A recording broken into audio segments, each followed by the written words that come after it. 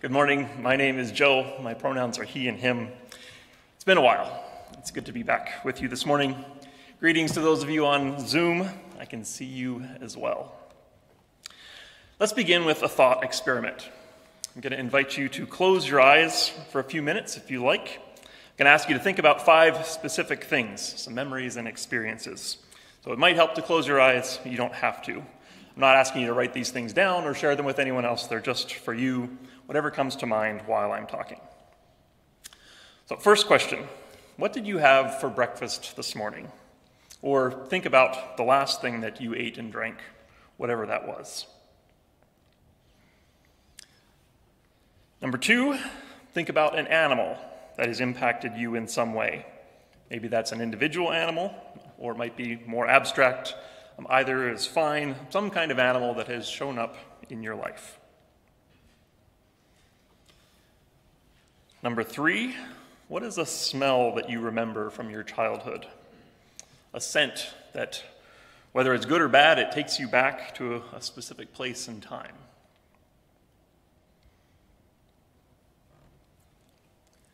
Number 4, what's a time when you felt lost? Where were you? What happened?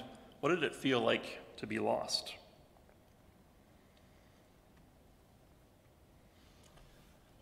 One more.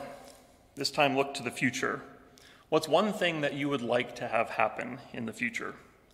Something specific, something general, whatever. Just what is one thing that you are looking forward to? So those are the 5 things. What did you eat or drink last? What's an animal that has impacted you? What's a smell that you remember from your childhood? What's a time when you were lost? And then what's one thing in the future that you're looking forward to? Keep your eyes closed for another minute, and let's think about the thinking that we just did. Those are 5 fairly disconnected categories. They aren't particularly deep questions. But if you've followed through all of them, we've covered a pretty wide slice of life filtering through your brain. Past, present, future, some deep relationships maybe, ordinary life, all brought together in an instant. Our brains are pretty amazing. Try to hold on to all 5 of those images at once. Draw a circle around them in your mind. This human journey that we're all on is quite a ride. It's dynamic, vibrant, rich, and full. We went through those 5 things really quickly, but we could have chased down many rabbit trails through any of them. Nothing is boring if you give it your full attention. And your particular combination of experiences are unique to you. If we compared our answers, there would be commonalities all over the place, but your circle is personal and meaningful to you in particular. Now let's bring another person into that circle. Think about your neighbor, someone sitting close by you right now. In your mind, invite them into the circle with you. Invite them to bring their circle, their answers to these questions along as well. Maybe you know what their answers would be, maybe not. Doesn't matter. Whatever their experiences are, they are just as deep and rich and full as yours are. We won't take the time to do it today, but if the 2 of you were to share your answers with each other, it would take a significant amount of time to communicate all of that back and forth. 2 people in the circle, double the human experience. Hold all of that richness together in your mind for a little bit. Now let's expand that circle again. Everybody in this room, let's all join the same circle. There's 40-ish people in here, another dozen or 20 or so with us on Zoom. That's a lot of humanity. This circle's started to get pretty crowded. There's no way that we can know all of the thoughts and experiences in that circle. Even if we shared our answers to just one of these questions, we would be here all day.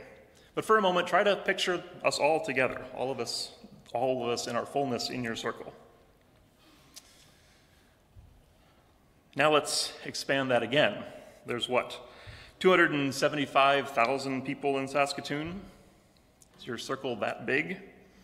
Gonna need a big crayon for that, but try to squeeze us all in there. If you're feeling ambitious, maybe add Warman and Martinsville in as well. They like to be included. Hold all of that humanity together in your circle. Okay, let's draw an even bigger circle. You can see where this is going. This time we'll put all of Canada in the circle. 38 million people, 138 Saskatoons.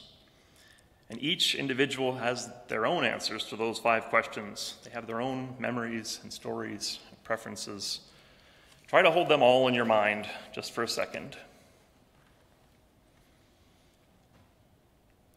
Now we'll zoom out even further. 7.9 billion people in the world.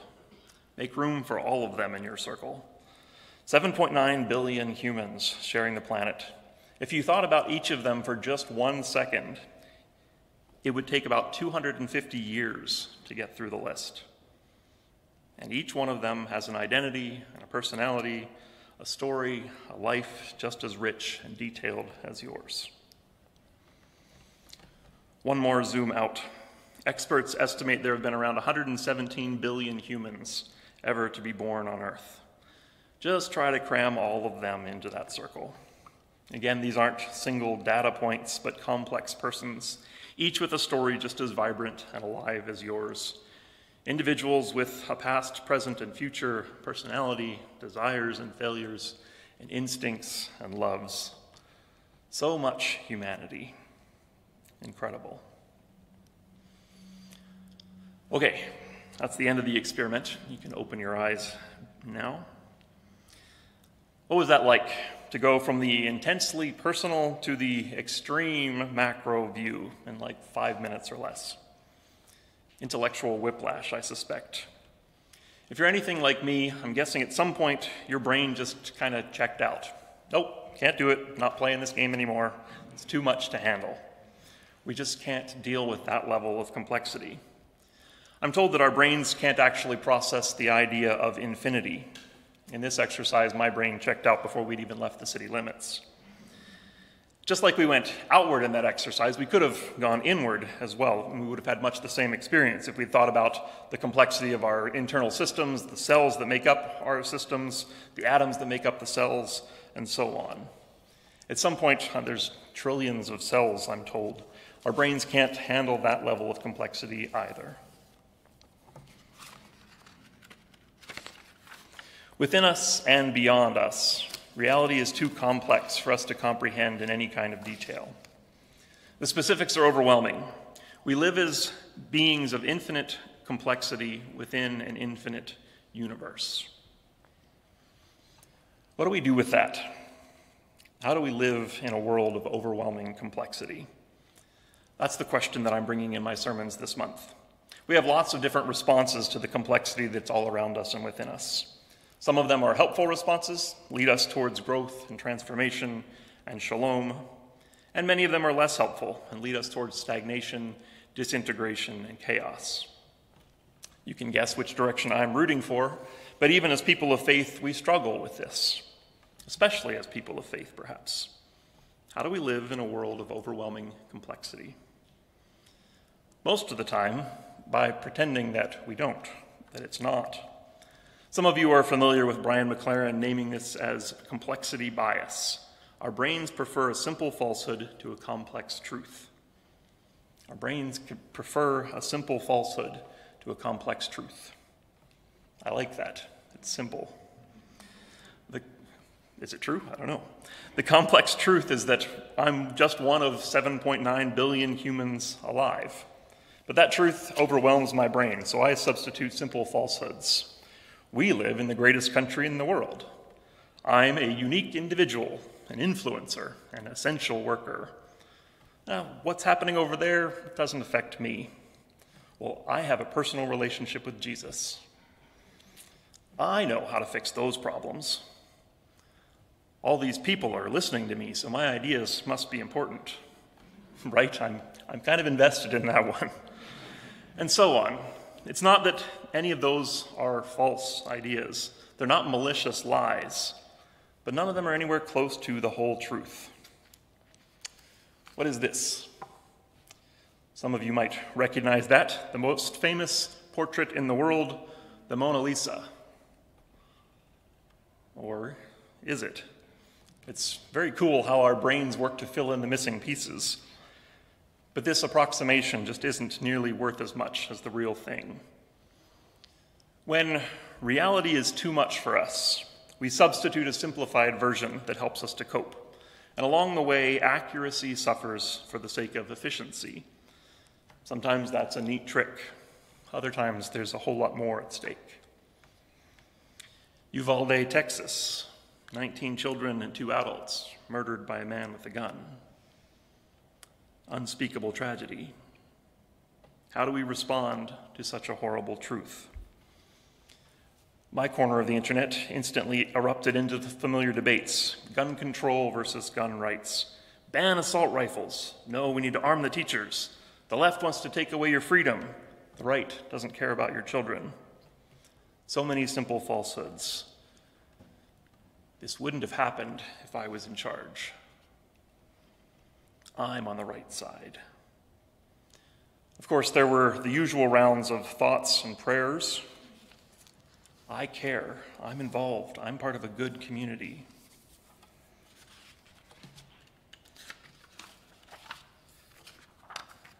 And the usual round of cynical responses to thoughts and prayers. I see through this. I'm no dummy. I'm better than them. There was lots of analysis looking for someone to blame. The police should have done more. That teacher, they shouldn't have done that. Well, it's a mental health issue. Well, guess who cut funding for mental health supports? It's their fault. There's a rational explanation for this. We can stop this from happening again. This week, the funerals began, the eulogies and speeches offering meaning and hope. This story has a beginning, a middle, and an end. We know what to do with our emotions. Here in Canada, we worked to distance ourselves. Only in America, we cited the statistics, comparing ourselves with them, the fears that their guns might be coming across our border. Our government responded with our own new gun laws. Don't worry, Canada, we're doing something. It's not our problem. We're not like them. This can't happen here. And I started writing this sermon.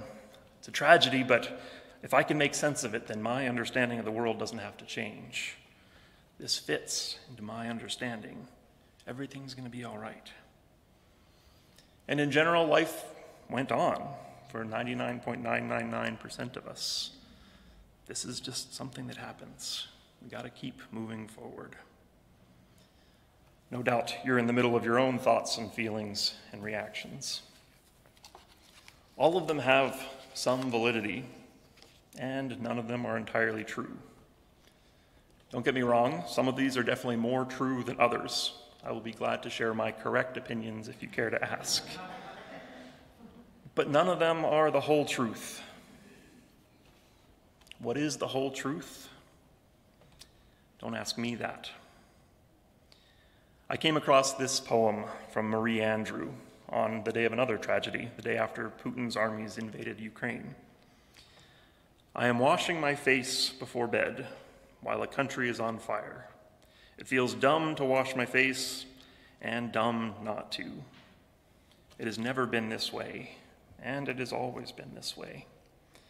Someone has always clinked a cocktail glass in one hemisphere as someone loses a home in another, while someone falls in love in the same apartment building where someone grieves. The fact that suffering, mundanity, and beauty coincide is unbearable and remarkable. Suffering, mundanity, the ordinary, the everyday, and beauty coincide, and that is awful and awesome at the same time. Life goes on, not necessarily because it's the right thing to do, not because going on is going to make things different or lead to any better outcomes next time, but life goes on because what else can we do? It does. This probably isn't the whole truth either, but it gives me an honest glimpse at it. How do we live in a world of overwhelming complexity? Being honest about the contradictions and limitations of the situation feels like a good place to start. That's the invitation that I hear in the ancient story of the Hebrew Exodus. After generations of slavery, God raised up Moses to lead the Hebrew resistance. You know the story. Let my people go. Lots of dramatic displays of God's power, 10 plagues, the Passover, the hurried rush to leave when Pharaoh finally relented. Moses led them away from the empire and straight to the shores of the sea. Today's scripture reading suggested that there were tactical reasons for this move. If they had tried to escape across the land route, they would have run into a hostile enemy army. So the sea crossing was the safer choice. In the ancient world, the sea represented chaos, uncertainty, confusion, the watery abyss. Slavery at their back, violent death on one route, chaos of the sea on the other. No escape. What are you going to do? In the story, some Hebrews wanted to go back. Why did you bring us out here to die in the desert? Why did you force this choice on us? It was better to work for the Egyptians than to die in the desert. Our brains prefer a simple falsehood to a complex truth. They blamed Moses, but they had chosen to follow him. They said they'd rather be slaves, but they had cried out to God to rescue them. They begged to return to Egypt. They knew there was no going back. They thought their destruction was certain, that the chaos of the sea was now their doom. But God was up to something that they hadn't even considered. Not that I blame them. They were in a bad situation. They wanted God to make it better. When God promised to rescue them from slavery, they had imagined that this was a solid offer to make their lives better, to lead them away from uncertainty, not into more of it. But that was the invitation. Moses told the people, "Don't be afraid. Stand your ground and you will see victory. The victory Yahweh will win for you today.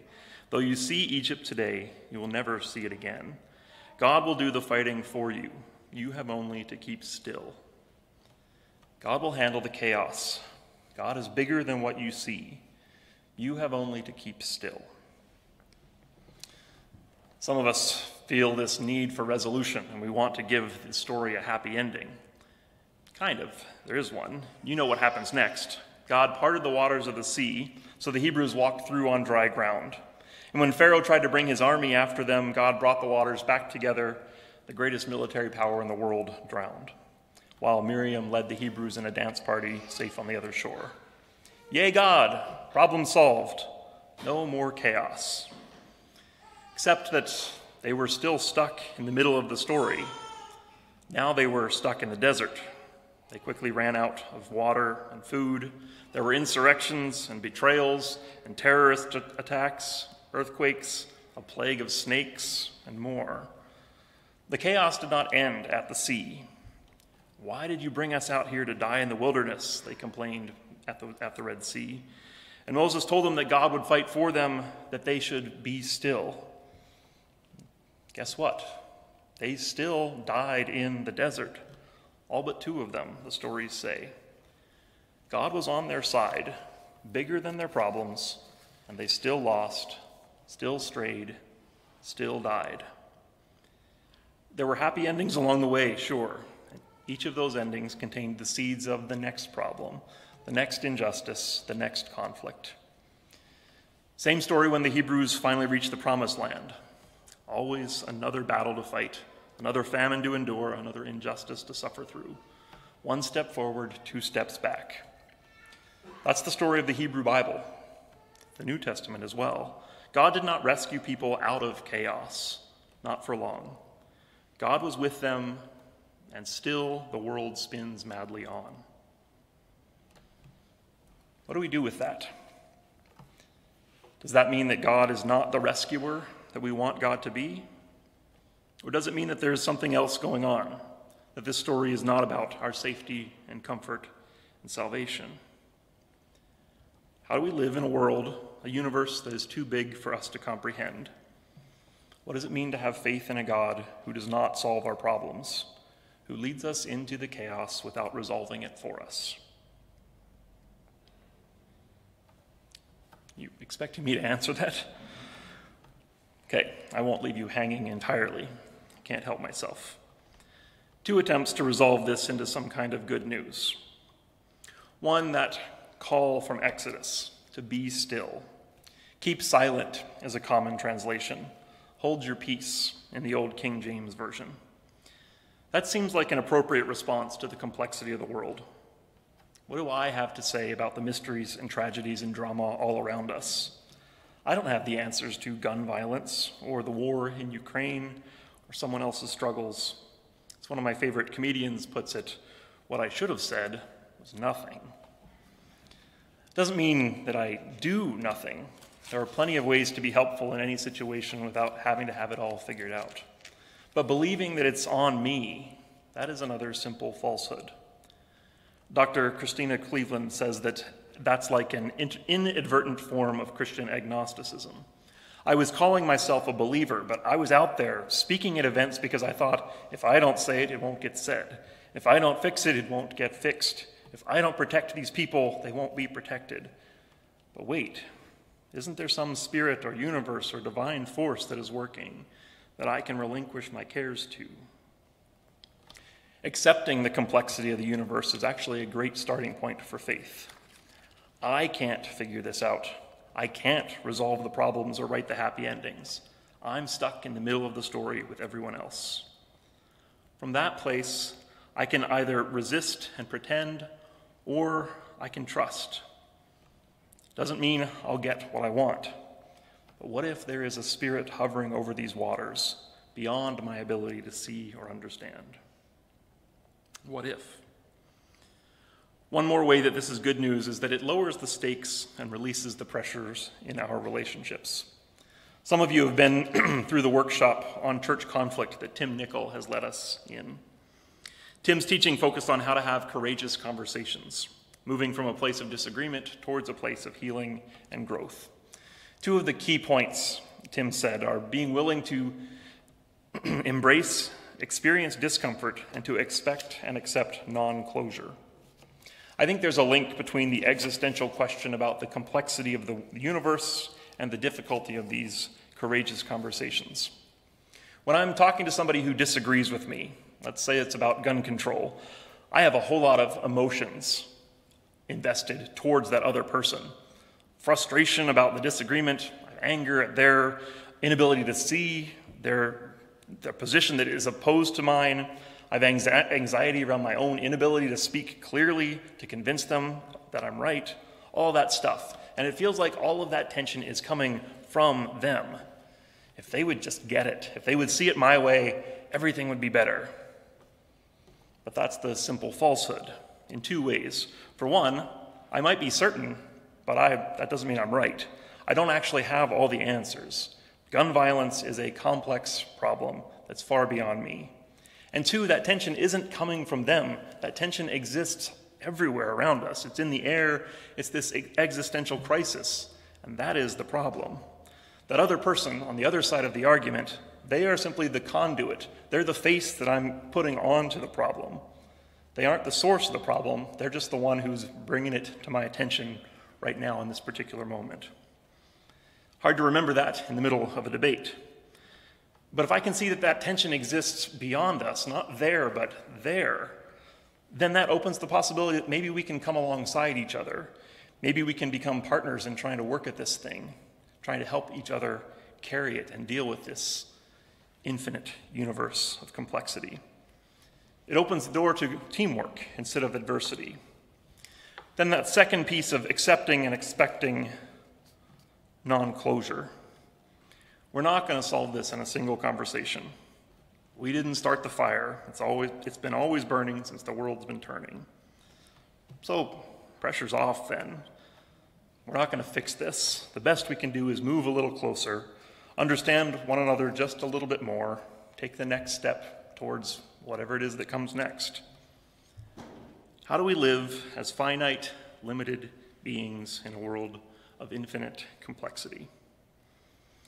Some sermons end with an encouraging conclusion and a hopeful prayer. This one doesn't. Can't say I didn't warn you.